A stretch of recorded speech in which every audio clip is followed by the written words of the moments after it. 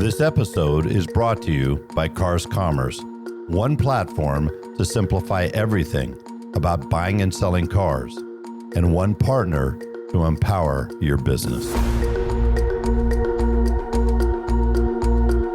Welcome to this special Disruptive Forces in Retail Automotive episode presented by the David Spisak Show and Disruptive Growth Solutions.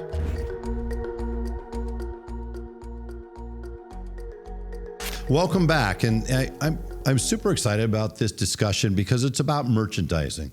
And merchandising, at the end of the day, whether you're talking about Amazon or you're talking about Walmart, Apple, or anybody else, it's about the art of selling, art of creating the most compelling offering that we can about any product. And one of the things that I think is very clear is we never have to make any effort.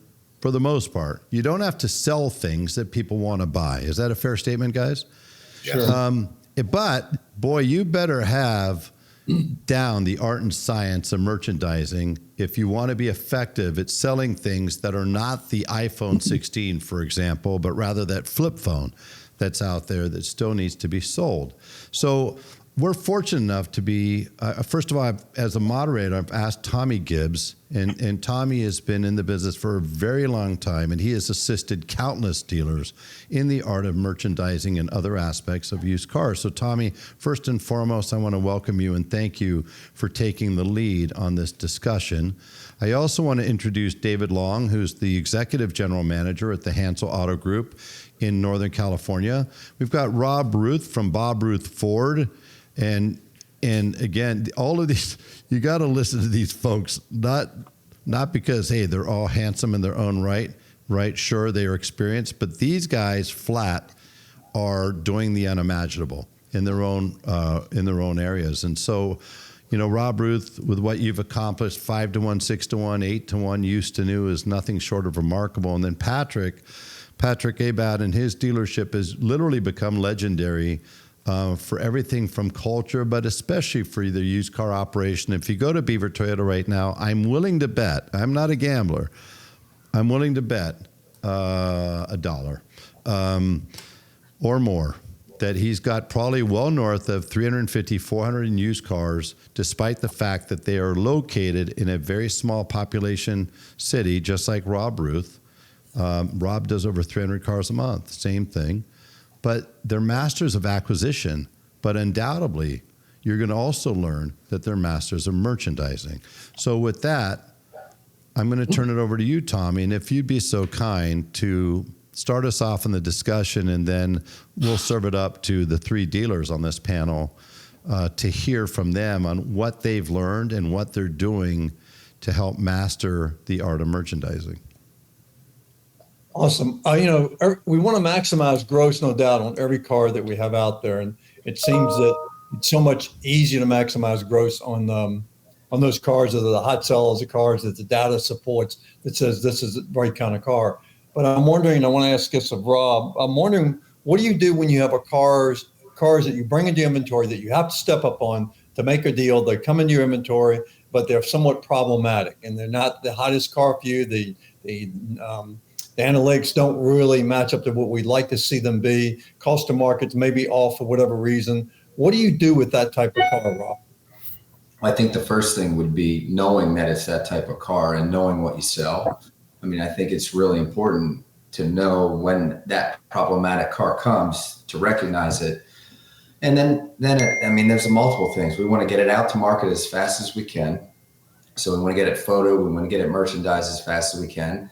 And then pricing, we need to be on the money and highly competitive on that car that we're concerned about before it becomes a bigger problem. Time kills profit is something that we say all the time. So with that in mind, Patrick, with the amount of inventory you have, and Rob said something really important there about getting that car through recon quickly and getting on a line quickly, getting a picture quickly, and trying to hold as much gross as you can, but pricing it right. When you got as many cars as you have, Patrick, can you share anything with us about how y'all manage that to get those cars in front of the public as fast as possible? Yeah. So, well, I think one of the most important things that we do, because the reality is, if you don't have a reconditioning process that's going to get your car to the front line in 72 hours, then you should have a pre-market. We call them pre-market pictures, right? Because if you can't get them out quick, we know that pictures sell cars, but in those pre-market pictures, I think a lot of dealers do a good job with that. Hey, but I think Austin, a lot of people miss the boat. It's so still a picture. And pre-market is before it goes through reconditioning, before it still needs to be clean. It still needs to have the cups out, all that stuff. I think so people are so quick, they're throwing appraisal photos up there. And I think sometimes they miss the boat on that. So if you're looking for an active strategy to do it, pre-market's very important. And I think when you talk merchandising, bad cars, I think when I think of merchandising, I think of it as controlling the narrative. I actually don't believe there's a bad car. I don't believe that. And I also don't believe that in today's world that you got to go be less than 100% market and be super competitive if you have all these other things in merchandising. So I don't want to get too off track, but on the pre-market cars, I think if you don't have a process to get them out quick, then you really got to have a strategy to pre-market pictures that look good. Now, that's kind of funny when you talk about pictures and how important they are. I've been in this business since 1902, and I remember the outstanding used car dealers, new car dealers selling used cars back in those days when you had the liners in the paper, and if you were a really big dog, you'd step up with a photo of the car and you'd have a colored photo of the car. So to that question, David, David Long, do you guys have a number of photos that you attempt to post on every car? Is there a template for that in your store? 100%. So we're 35 photos, but it's the 1, 3, and 5 that matters and the discipline around that. 1, 3, and 5 means, to Patrick's point, day one, that car has to be as merchandised as humanly possible. So the least we'll ever have on day one is a full and compelling description and pre-photos like Patrick said. So that's the good. And then day 3, the car has to be completely virtually saleable, meaning merchandising, the VDP has to be completed, and the car has to be on our virtual showroom. Day 5, that car better be on our physical showroom, meaning on the front line. So it's good, better, best. So I used to see my dealers say, well, I can't get a full and compelling description until what? Inside the VDP, I want to know what we did to the car. I want to accentuate the money we spent on it. When that's all great, but I'm not going to wait for 3 to 5 days to figure out what we're going to put in the VDP. So the good, better, best. So the merchandising on day 1 is not the same merchandising on day 3 and 5. So it evolves, right? It gets better. That first 164 characters on day 1 is not the same first 164 characters on day 5 because things change. So that's how we do it. Do you have one person that's in charge of that, David? How does that work in your stores? Yeah, we have 2. Right, because there's always a fallback, and those guys will hand the baton back and forth. But that is their whole responsibility. When I write a check for a car day 1, it needs to have the good, and then by day 3 it has to have the better, and then by day 5 it has to have the best. So I want to go around the room with the three of you. David Long, while I have you here, who does the pricing in your store? Does a used car manager do the pricing in your store, or someone else? For me, it's my used vehicle director, and because I geek out on this. I like to go in and just make sure that he's seeing what I'm seeing. And then we have parity in thinking. Okay. Rob, how about you? Who does the pricing in your store? I take care of the 0 to 15 days, and then I have an inventory manager that takes over at 15 days. So we back each other up. It's interesting. I have a dealer client in New York, and his attitude is a little bit different than that. His attitude is he gives it to his managers, and this guy runs a good operation. He gives it to his managers to price for the first 30 days. And then at the end of 30 days, he takes over the pricing and he tells them, you better have the car retail by the first 30 because you ain't going to like what I sell it for after that. We used to do it that way, and we just recently switched, and we go back and forth with it. So we back each other up. How about you, Patrick? How do you do it? Yeah, so I have somebody who's strictly designated to merchandising. But with that said, I have a big acquisition team, and 50% of what we sell are purchase units. So the acquisition team will actually price the car when they take it in, but then it gets turned over to the merchandiser after that. So he's the one that's going through every 10 days, looking at the pricing and that type of thing to make sure that how it started might not how it is on day 10. So Sure. I think there's a good check and balance, have multiple people involved in it for sure. Agreed. So speaking of acquisition, we all know, the struggle for most dealers today is getting enough of the right inventory they can make money on. And David Long, I know that you install buying centers. Can you give everyone maybe a couple of 3 tips on a buying center without giving away all your great information? Oh, I'll give it all away, especially to my friend Patrick and you and now Rob. Okay. A single-minded focus, a written, disciplined process produces a consistent result. It's really not magic, but what I've found is most dealers won't have the discipline to do what needs done. I have a dealer in Buffalo, New York, one of the better buy centers out of the 79 that I've opened. About 80 to 85% of his inventory is from private party acquisitions.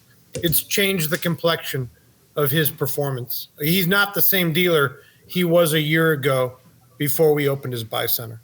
And that's the same story through and through. Like Patrick said, 50%.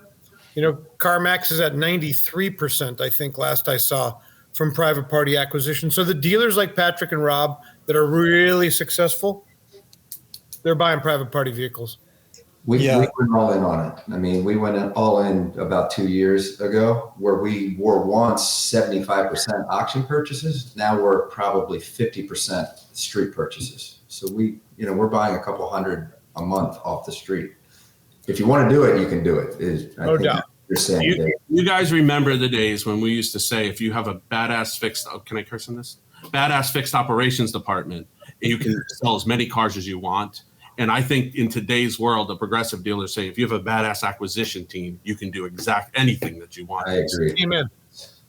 Well, No doubt. Rob, excuse me, I'm sorry. Rob, I know your reputation and the amount of cars you buy relative to the market that you're in is astronomical. What's the population of your market? Our town is 2,900 people. And roughly on average, how many cars do you buy from the public in a given month? 175 to 225. It's crazy. What's been the key to that, though? What's been the key, or is it just what David just said? But what's been the key to that from your perspective? Our success came from we offer a service. We help people sell their car versus us just buying cars being the biggest number. We go out to that client that has their car for sale. We'll communicate with them online, on the phone. However, we're communicating with them. We come up with an agreeable number, but then we just try to take that pain away from them from selling their car to the general public, where it's much easier to deal with a dealer. Our money's good. We take care of your registration work, and we will come to you that it pretty much hassle-free. So that's been a huge success of ours. Tommy, let me ask Rob one question. Rob, did you say that you have 2,900 people in your marketplace and you're buying 175 cars on the private party? We go out about 300 miles is how far we'll go out to buy a car. But in our immediate town is 2,900. Now in surrounding towns, we do a population, but the story is Dillsburg, Pennsylvania, population 2,900. Love that. Thank you for clearing that up. I thought I was hearing you wrong. Yeah, that's accurate. Rob, is there anything in particular that you guys are doing from a marketing standpoint that generates those people to come to you in some way? What are you doing marketing-wise to be able to create that? A lot of people, I think they get it backwards. The marketing aspect does bring us some, but that's only about 10 to maybe 20% of what we buy is that people are just directly coming to us. Most of it is us and outreach. And the more we've been doing it, the more our reputation builds, the more inbound we get as well. But we had to get the ball rolling. So we just kind of went all in. Yeah, that kind of reminds me of the Glenn Lundy's kind of operation when they first got started. They just kept building momentum build. Hey, Patrick, David was talking earlier about, you got to be committed and have the discipline to have a buying center. I know that you have a well-staffed buying center. You have people who work the service right up, and then you have a whole nother operation in a separate office or something like that from our memory. Can you talk a little bit about how you guys go about doing that? Yeah, so I I vary a little bit in philosophy, and I think that's what makes all this great. But I have a service team that literally just works service customers. And my philosophy is I don't want to buy customers off the service drive. I want to trade customers off the service drive. So if those guys, that's what they do. They don't work internet leads. They don't get phone calls. They don't get fresh ups. Their job, I have 5 people that their only responsibility is to sell cars out of the service drive and make it make sense to a consumer. And so buying at a service drive, I will buy out of the service drive, but I'll only buy out of the service drive if trading is not a thing. Then I have my acquisition center, and those are the ones that are using. And I kind of believe, just like Rob does, but I did attack the marketing side. I felt like opening my acquisition center was like opening a dealership. And anybody who's ever opened a brand new dealership, an open point, knows one thing: the first 5 years is the most important 5 years. That you're laying the foundation on what it's going to look like. You got to attack the market. And we were blessed because we opened our buying center right before COVID. Right as COVID was happening, I heard about this guy David Long, and I was watching what he was doing. I said, I got to try to do it better than he does. I haven't yet, but I will. But my point is we were able to be so aggressive because if I bought a car today, it was appreciating for 30 days. So I was so aggressive in the beginning that I created what Rob said, which is the most important part of a buying center. It's reputation. Once your market knows that you will give good money for cars, that spreads quicker than any bad reputation you could be. Because I have people, Tommy, that are trading at another dealership that'll come here for a figure first. It's awesome. But now I think, and this is the last point, the key to that is how is the process once they engage you? Is it smooth? Is it clean? Is it brain damage? Is it flawless? Is it a bunch of nonsense? Or do you give them a figure? Does it make sense? How quick will you write the check? Yeah, I was going to ask you about the whole check process. So there's no real hassle with them getting a check today within an hour or so once they show up. No, and it's, my accounting office, it's so funny, is that my guys will bring up something and they need a check instantly. And they say, why is it going to be instantly? Well, tell Patrick to stop marketing that, right? And I love it. But man, there's nothing better. My favorite thing to do, and I have one of those trucks that Carvana had, and I bought one and I wrapped it and it's got beaver all over it. My favorite thing to do is to go to somebody's driveway and grab the car out, because then the neighbors are all asking what the heck just happened. Yeah. And that's marketing and reputation. So from all 3 of you, I want to talk about the check thing, because I can see some people that are listening to this and going, we could never get our office to give us a check in a timely manner. They want to wait for this and this piece of paper, whatever. Do you have any ideas on what you might say to someone that's got an offer, what they could say or get their office to do to be more cooperative with them and getting the check? Is it all just start at the top? Live in the stats. How many? Hey, Tommy. Go ahead, David. Go, David. No, I was just going to say, out of the 80 buy centers that I've helped, 79, only half of them cut a check same day. The other half could be 4 to 6 weeks till that consumer gets their money. And some of them are sitting right next to CarMax, and they're still buying a ton of cars.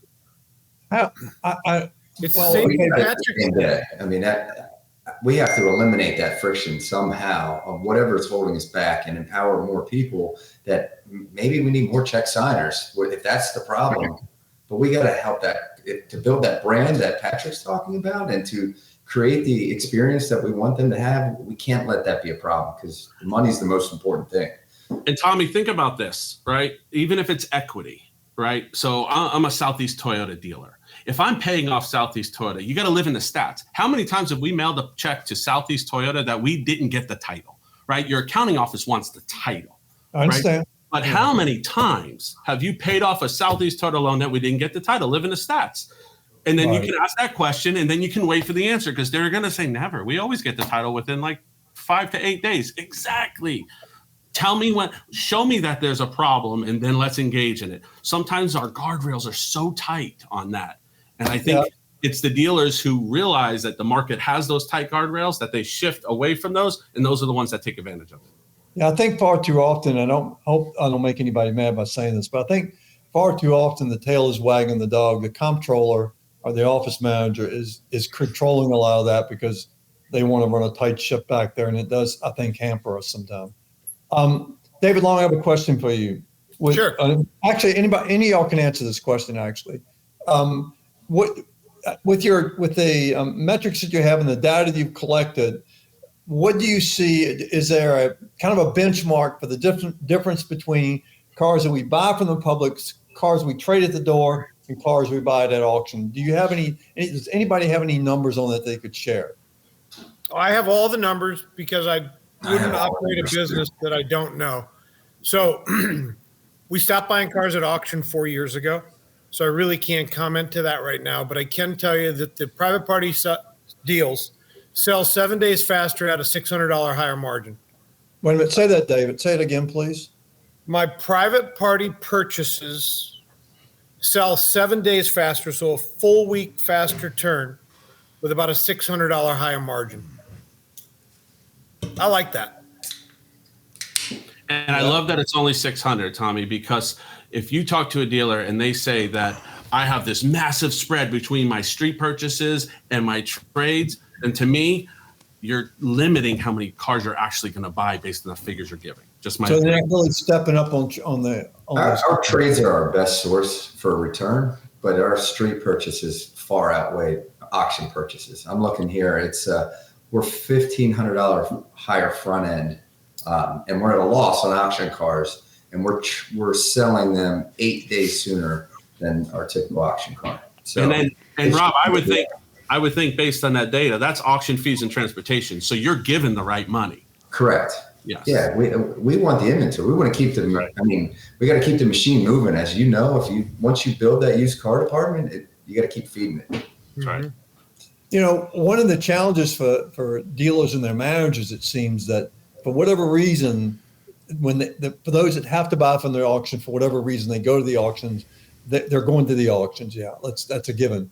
But for some reason, they seem to want to treat those auction cars like a normal used car. And to me, they're not a normal used car. You really have to treat them differently. And I think you just said, was it Rob that said that you actually lose money on auction purchases on the front? Did you say that? Someone just said that? I did. I mean, we are at current month to date. Yeah. But that is hard for a used car manager with a dealer beating them up all the time about grosses. It's really hard for them to accept that and to do that and feel good about it, because we all know there's some real pluses. And if you have to bring those cars in, there are some real pluses from the F&I to the service work to who maybe has a trade. It's bigger than that, Tommy, too, because then we look at the trades that we get even from those auction purchases, and those metrics are amazing. So you can't just look so narrow. Oh, we can't buy auction cars. We're losing money on the front end. We've got back end, we've got F&I money, we've got a dock fee, we've got service profit on all those cars. And then you look at the trades, it's a no-brainer. It's just part of doing business to get to where we want to go. You know, since I'm so old and old school, I often wish that we had the old washout sheet so we could take a look and see every time we sell a car, when that finishes washing its way out over a series of trades and whatever, how much gross did that really generate for us? Because that would show you the value in having a customer, even if it's a loser on an auction purchase car. That's a great exercise to do with your team. See, you don't have to do that a lot. You just do it sometimes. Mm-hmm. Let's track from auction purchase all the way through to the 4 other car deals that it made and the total service profit. But let's be honest, if you pay plan drives behavior, if you're in a store and you're worried about your people selling an auction purchase and losing money and running away from that car, then pay them off the whole picture. Find a way, and every store is different, but find a way to bring them into what the success you're feeling as a company from it. They should be tied to it. I totally agree that I think pay plans get in the way of dealers growing all day long, and they're just antiquated. Do you think that's because we harp so much on gross, and we're oftentimes a pan on gross plus a volume kicker or whatever, but because we're so focused on gross that it has people's heads going in the wrong direction? Or, I mean, what's you guys' take on that? I mean, I think that, you know, the older pay plans that I kind of grew up and witnessed and have seen, they create silos within your dealership, and you've got so many people working against each other. And I think if we can get past that and have alignment with what the company's trying to accomplish, like Patrick said, that's where we're going to see growth and progress. And we've made some of those moves, and it's been very positive for us. It's helped our culture. Yeah, I often say when I do a workshop that by design, our business is set up for our people to fight with each other. And what I mean by that is that, service is expected to make a profit, parts are expected to make a profit, used cars, and so on and so on. And so everybody has got their own little protective area. I mean, Patrick and David, you both run pretty big operations. Is there anything that you do to kind of cause that friction not to be there? Because there's always seems to be a little bit of friction, even though we're trying to get everybody to play together well. Is there anything you guys do to improve that and help that? Go ahead, Patrick. There are a couple things on mine, but go ahead. Yeah. So the guy, yes, I think so. For example, the guy who writes my internals, the guy who writes up my used cars, he's actually paid off a used car gross as well. So he's paid off of what he writes, and he's also paid off a used car gross, right? So he's going to protect that gross up front, right, as just as much. And it's like a 50-50 split. He's kind of like, hey, dude, write up the cars. You're going to get paid for the work you're doing here, but you got to protect the house. The used car manager is always paid off of internal and used car gross. Now, his is more used car gross than it is internal, but everybody's kind of protecting each other. And pay isn't always all of it. But let's be honest, that's why they actually walk into this building, right?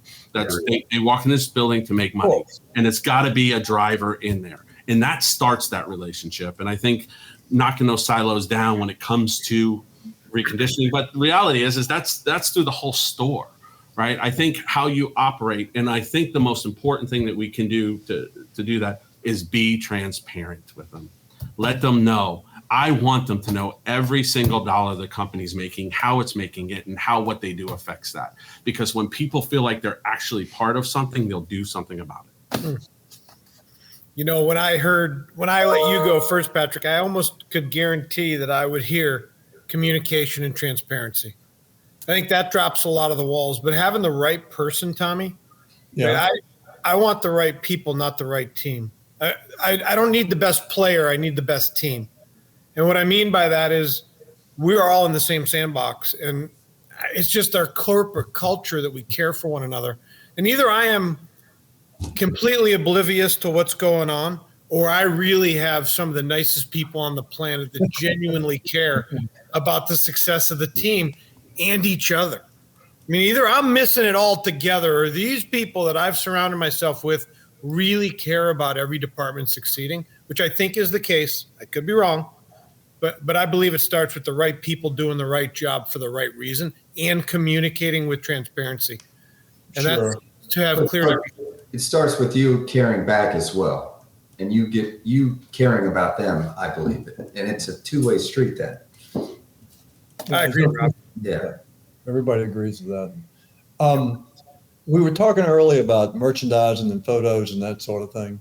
What energy and effort do you put into to make sure the cars sitting on your lot, I know they're pretty on the internet, but sitting on the lot are standing tall and are what they need to be? I know that in the good old days, we were focused on making sure the line was straight and that we had good color separation and that sort of thing. Is that still a thing? Are there good operations still thinking that way? And what do you do to manage that inventory once it's sitting out there on display? I'll just go first since I was last. So if you rode up to any one of my lots, you'd be like, dang, look at that. You could snap a chalk line and it would be perfect. It could be because I'm the youngest of 8 and my dad was a Marine and everything has to be in its right place. But it's really because everybody gets so excited to have the lot physically be perfect. But that same energy goes into the virtual lot. So each receptionist at each store owns a website audit, and they do it every week. They go on each and every single website. They look at each and every picture. They call every single number. They look for 404s. Those are broken links, and that's their job. And I'll get it. What's today? Today's Wednesday. I'll get the email on Friday afternoon, and it'll have all the things that need to be fixed. And that's the virtual lot walk that gets done by a receptionist every week. And then the physical lot walk, forget about it. The team is so proud to have the lot perfect. It stays that way. So that's what we do. Rob and Patrick? I believe the virtual lot is just as important as the physical lot in today's world. and we do put emphasis on both. I mean, it's just, we have a team that is constantly, filling holes and lining the lot up for the real lot. And then we have a photo team that they know as soon as the car gets in, that's the first thing that we need to do to get it out to, the virtual world as well. So, and I would add to that, because I think this is an important piece of it, right? The foundational thinking. You got to know that 70% of your people who actually step on your lot end up switching to a different car. So the presentation of all your cars is always important at all times. And you gotta start to think, okay, and I'm just like David, I'm a freak about the straight lines. I'm a freak about it. Maybe it's the old school in us and the colors and all that stuff. But really the reality is there's other things that can be done too, to make sure. Like, I believe that every time you're going to change the price of a car, you should touch it. Every single time. And it's hard in big stores, but if you're in a small store, you got 50, 60 used cars out there and you're changing prices every 7, 10 days, whatever your philosophy is. If you're going to touch the price, don't touch the price until you touch the car. That alone will start to fix some of the problems that people are having. I changed the price. The market's great. What the heck happening? I also think, the person who's changing those prices needs to always be able to stand in a sales meeting and tell the sales team why they changed the price.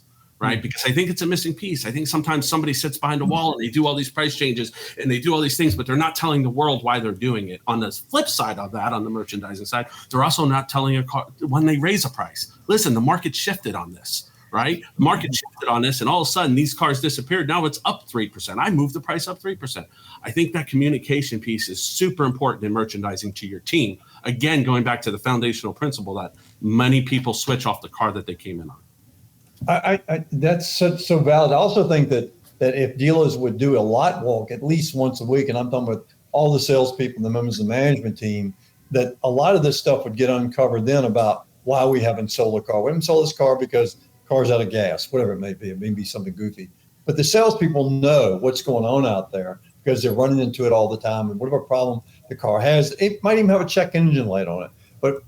And it may be a car that we don't know a lot about. It's a Subaru, and we don't get many Subarus. And one of the salespeople used to work for a Subaru store, and they know a lot about Subarus, and they share that information. My point is, the more information that our team, our staff members, our salespeople have about our inventory, the more knowledge they have, it only stands to reason we're going to sell more cars. No doubt. Amen. Agreed. So the focus of our group right here is merchandising, marketing. Is that correct? I want to make sure I say that right. Yes. What can any of you add to that whole broad subject matter in terms of what would help some dealers that are tuning into this? Paying attention to if the market's speaking to you or not, because you could effectively have the best 164 first characters. You could have all the right meta text, meaning what's going to drive traffic based on how a customer searches for the car. And you could have the car priced on the market and not have the right SRP, VDP, and merchandising factor.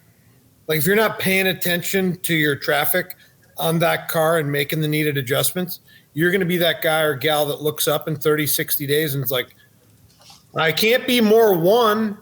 Right, I'm already the onest in the market. Well, you missed it 55 days ago. So paying attention to the car and the internet traffic every day, all day. It's impossible to every day, all day, but you got to be looking at your inventory every day. That's my opinion. We touch every car every week. So every 7 days, we're looking at those metrics and deciding, are we missing it, or do we need to showcase this car? Maybe it needs a little extra advertising, something to get that traffic on that unit. And we, like David said, we touch every car every week, every 7 days. And I would say if you want to be a good used car dealer, you can't be good at one piece of used cars. You actually have to be good at all of them. Yeah. And I think if you're good at all of them, and David's going to throw a virtual stone at me at this, but you don't have to be a dealer who's literally chasing the market if you have really good, unique selling propositions. So you've done your reconditioning, you've done your car is virtually awesome, and you got to have these unique selling propositions, and then you don't have to chase being number one. And when you have good, unique selling propositions, and I think merchandising should be defined as controlling the narrative of the car, because people say, well, that's a bad car. I don't even know what that means. I really don't. I literally think, and maybe that's me and I see the good in everything, but I can literally go and figure out a way to tell a story so well on a car. Go in a sales meeting on the shittiest car in your, on the shittiest car in your inventory, but go in a sales meeting and control the narrative. I promise you, somebody's going to sell that car because you're feeding the story on that car. And I think that's so important. When you have a bad car, and I get it, there are bad cars. They're bad in your market. There's some issues, whatever. Go and control the narrative to your team and watch what happens on that car. And I think it's a big piece to merchandise. Absolutely. You're the best, Patrick. No stones being thrown here. You're absolutely right. I couldn't agree more. I love that. In terms of trades, I want to address that for a second. What numbers do you guys look at to make sure that we're I guess, not missing trades? You know, I'm always fascinated when a manager will say, we never miss a trade. Well, everybody misses trades. But which numbers are you looking at? Look to book, how big how important is that to you? Are trade acquisitions relative to the number of sales? Can you kind of give your thoughts on what those numbers mean to you and how you kind of look at them and manage them? We look at total appraisals more than we look to book. We want to appraise more cars every month somehow. I think look to book can be manipulated. I don't think it's a good judgment. If anything, I would look at cost to market, where your managers are hitting on average and your cost to market versus where you're transacting. And then I would look at your total amount of appraisals. Okay. Yes. So I'm with Rob on that. So there's three things that I'm going to look at.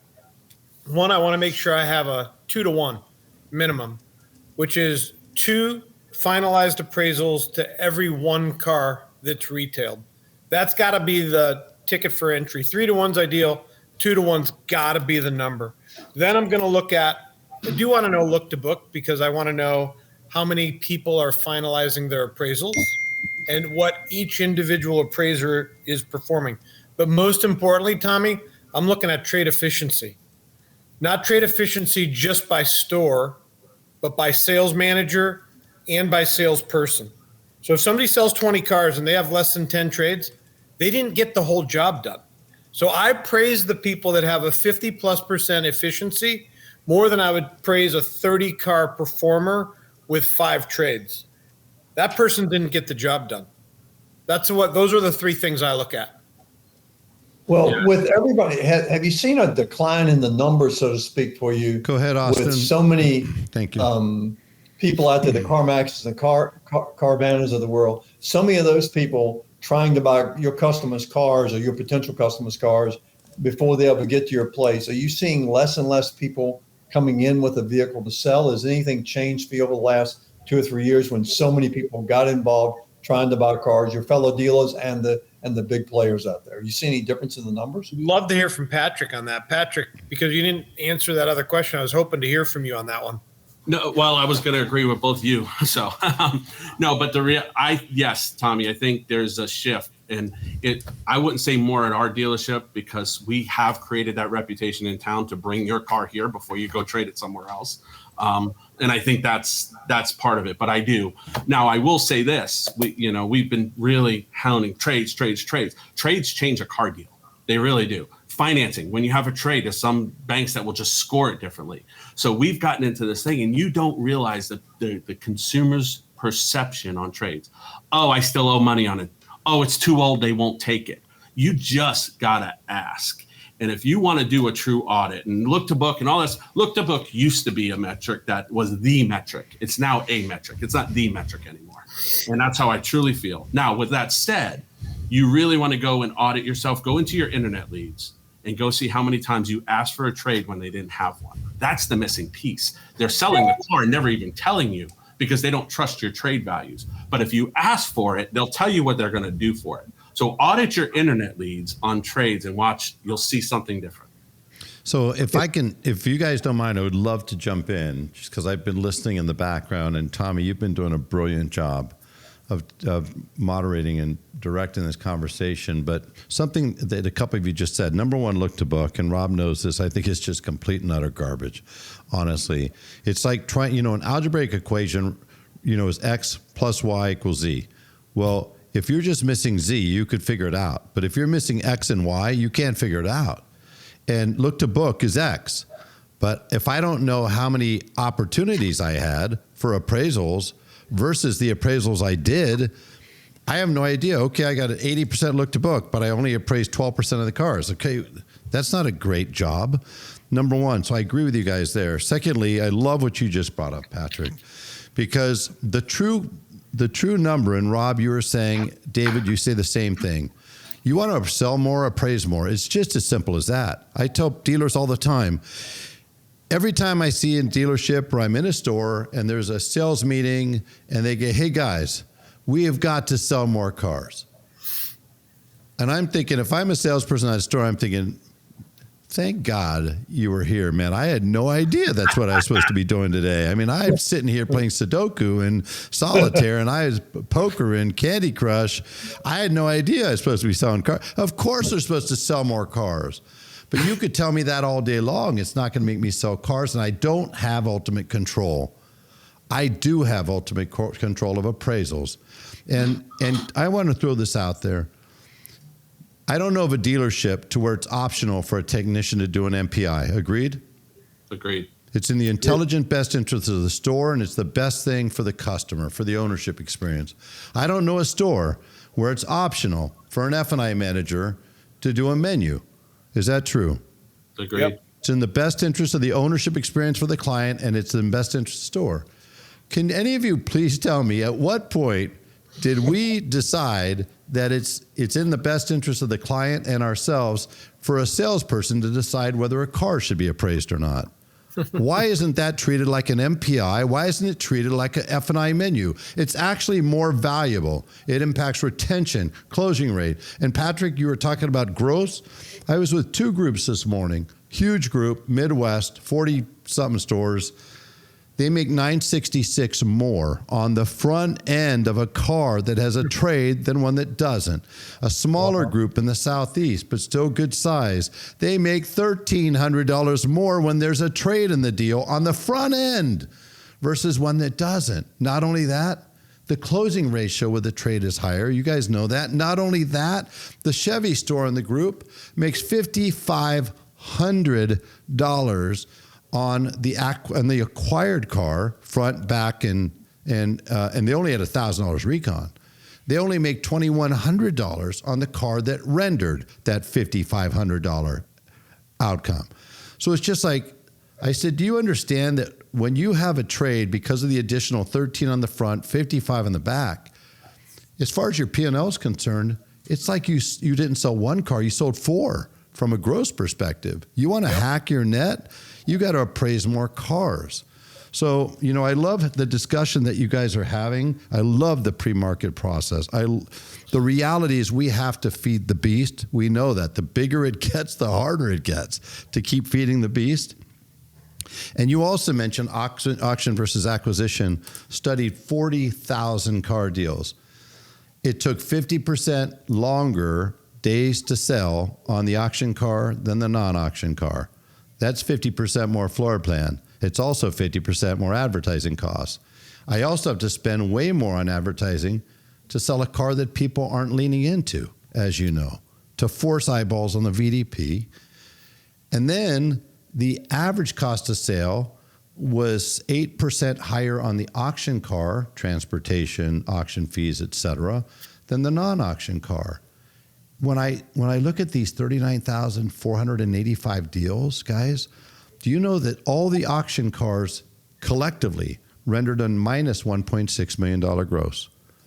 The acquisitions, a $2.8 million positive, $4.4 million. You want to hack your net profit and you want to hack merchandising? Man, oh man, what you guys are talking about is absolutely solid gold. Here's my question to you. If I'm a dealer that's struggling with merchandising, and by the way, somebody tell me, if you go into the store tomorrow, David, you work with a lot of stores, and you guys have all been in a lot of stores, Tommy, all of you, Patrick and Rob. How do you know if you went into a store, what would be one of the top things that would tell you that this store is struggling with merchandising? First thing I'd do is click on their merchandising tab and see what their SRP to VDP ratio is. That would be my first indicator. And then I'd start pulling back the onion to figure out why it's not, the traffic's not. Are they 127% average cost price to market rather? Is their merchandising description compelling?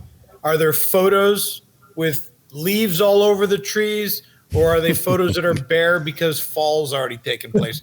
Like, I'm just going through that step by step. By the way, for anybody listening, details matter, right, David? Yeah. Details That's what I'm looking matter. at, David. Okay, I love Very it. simple. Rob, if you walked into my store, what would be the first indication that I've got a merchandising issue? Well, I think, I don't know if I can say it better than David just said it, but I'd look at your website first. I'd see how you're marketing your cars. I'd see what those photos look like. Are they consistent? Is the car parked the same way? Do they have the same photos on every car? How long is it usually taking you to get your car's photoed? And if it's not kind of in the same parameters that the three of us have just talked about, I think there's a problem. I think it needs to be one of the top priorities in the store is to get that car merchandised effectively and as fast as you possibly can. Patrick, when somebody comes into your store, you host a fair amount of dealers during the course of a year, don't you? Yeah, typically. Yep. Yeah. So when they come in, from a merchandising standpoint, is there anything that you could think of that they go, oh my God, you do things so much different than I do? The way we tell our story on reconditioning, I think that's a biggie. And I think it's a differentiator. You know, we do, I believe in creating an environment where our salespeople never have to apologize for a vehicle. I think I want to be known in town as the dealer who sells the best used cars. And I think reconditioning is a big part of that. But telling that story is really important, right? And I think there's some tools and technology out there that we didn't have 5 and 10 years ago that allow you to tell the story on that. And I think if you told me, if I walked into a dealer that says, I think I might have a merchandising problem, I would tell you, give me your biggest problem car, because I think through reconditioning, if you're a good dealer, you can tell a story to make every car look good. I love that. Tommy, I want you to, you're batting cleanup here. What percentage of dealers do you think, because all of these guys have brought this up to some degree, what dealers do you honestly think spend time each and every week perusing their own website, both on the website, their website, both on a desktop as well as on a mobile, which is where 90% of the people are starting?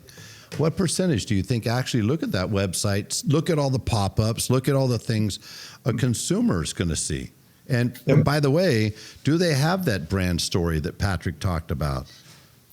That percentage of dealers is so small. It's probably 1 to 5% of the dealers take the time to really look at the things that you're talking about there. And I'll say this will be my last part, because David's going to wrap this up for us. But I just want to emphasize that what we've heard here so far from these three guys is that all three of them run their stores and they own the used car department.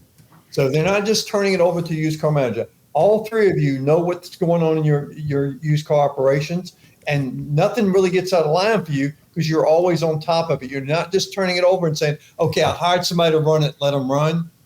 And I don't mean that you're over managing them. That's not what I'm saying. But you're on top of it. You show me a dealer that owns the used car department, and I'll show you a dealership that's making a whole lot of money.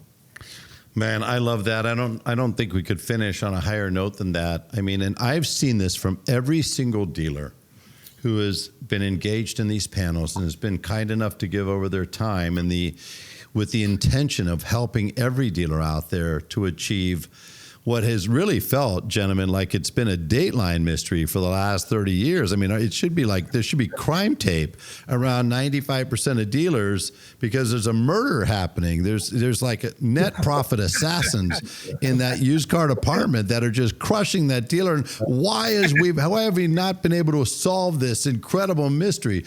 You know, there's mysteries that, as I've said, were not intended to be solved, not meant to be solved. This isn't one of them. Do you agree? Absolutely. This is not one of them.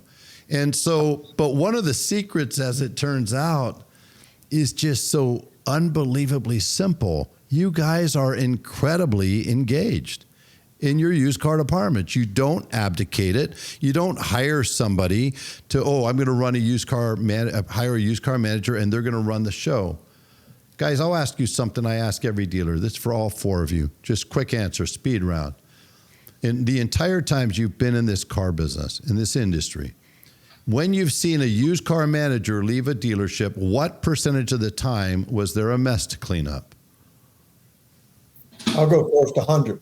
100. David? Until today, it was 100 because I know when Hugh left Beaver, it was perfect.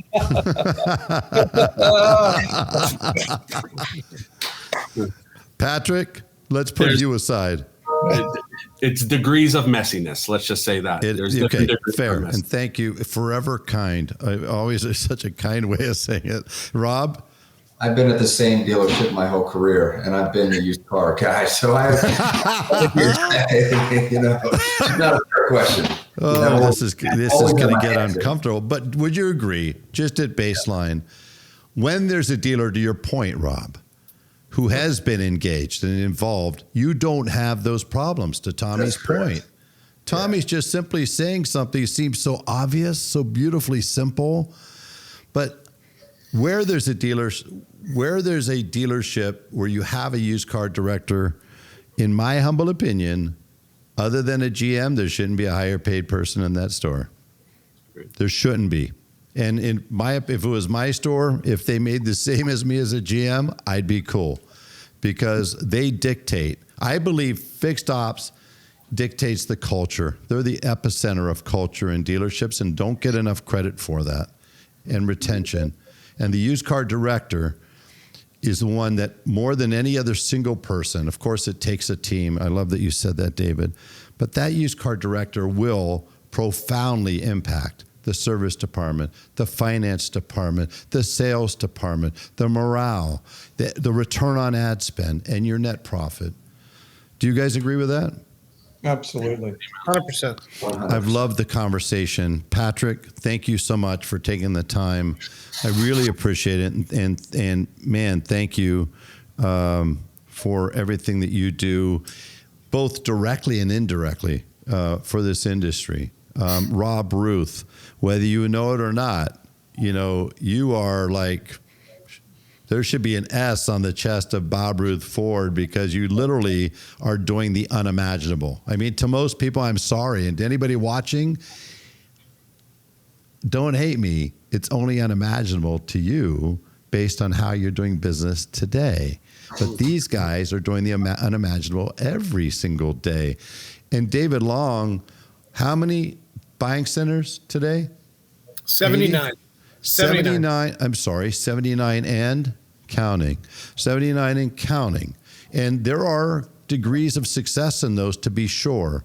But just like this conversation today, I have no doubt those highest degrees of success, they have incredibly high engagement from the top, tree dies from the top, and they're all in. Is that fair? Oh, yeah. I really appreciate everything you do. And David, special shout out. All Things Used Cars, what it is, 179 episodes and counting? This week, 179 with 7,600 dealers. Pretty good for a guy that's going to hit 65 in a couple weeks, right? Huh? Pretty good memory, right? You with me, Tommy? Memory. Tommy and I are in the same demographic, right? We still have TV guides, man. And last but not least, I can't wait to see you for the All Things Used Cars, David, and your fantastic group of participants there. They're brilliant. And Tommy Gibbs, man, for decades, you've had a positive imprint on this industry. We appreciate it. And I know all of you agree with this. You can't give too much credit. You can't overlove. You can't have too much gratitude or thanks out there. And for you, Tommy, I know you've been in the trenches and helping dealers for years and years and years. Thank you. Thank you all for joining the conversation. Thank you all for taking the time to watch. If you want to get a hold of these folks, please get a hold of me, and I'll be happy to facilitate an introduction for you. They are all remarkable in their own right. I know you've undoubtedly, like me, taken a lot of notes and learned a lot. And if you want to get notes from this particular show to help you have the blueprint for merchandising like a master, please feel free to connect and we'll make sure it happens. Guys, thank you so much for taking the time. Wishing you all the best in your organizations. And stay tuned. There is more to come.